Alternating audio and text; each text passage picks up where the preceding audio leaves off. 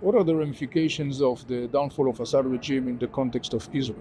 Well, a couple of very quick first insights. First, as of now and in the immediate term and beyond that, this is a good news to the state of Israel in the sense that with the downfall of Assad regime, the land corridor that Iran has been building and streaming through Syria weapons and militants, that land corridor does not exist anymore, meaning that the ability of the Iranians to continue and to build the threatening military infrastructure in Syria that they have been building for the last couple of decades, that capacity is now diminishing. This is good news as far as Israel is concerned, and it of course joins to the other significant developments, including of course the crush of the Hezbollah in Lebanon and the crush of Hamas and Islamic Jihad. Both are very significant members of the Iranian-led axis of resistance, a network of armies of terror that has inflicted chaos and destruction across the Middle East for the last decades, and particularly threatening Israel. Yes, it is. Another interesting and positive ramifications in the context of the downfall of Assad regime has to do with another Arab like Israel, and this is Jordan.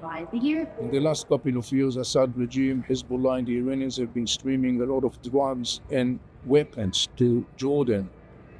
Many of those weapons found their way into the West Bank, basically used by Palestinian terror groups in the West Bank, targeting Israelis both in the West Bank and as well in Israel itself.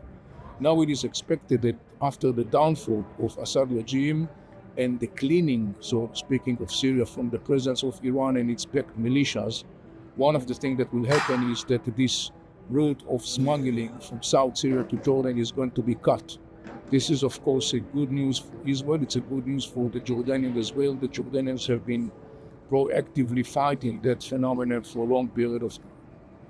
Another significant arena that for the time being, the ramifications on that arena has some good news as far as Israel is concerned, is the fact that the threat of a massive direct involvement of Iraqi Shiite militias backed by the Iranians, that threat for the time being has been removed off the table, which is very significant.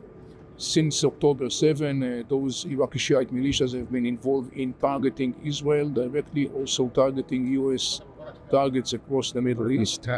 And when the crisis started in Syria a couple of days ago, they threatened actually to move in and to take part in the war trying to save Assad. That has not happened. And basically the meaning of that today is that the Iraqi Shiite militias are left back in Iraq, and those militias who were in Syria before the downfall of Assad has been reportedly evacuated Syria and went back to Iraq. All in all, from these different perspectives, it's a good news for the state of Israel, the immediate ramification.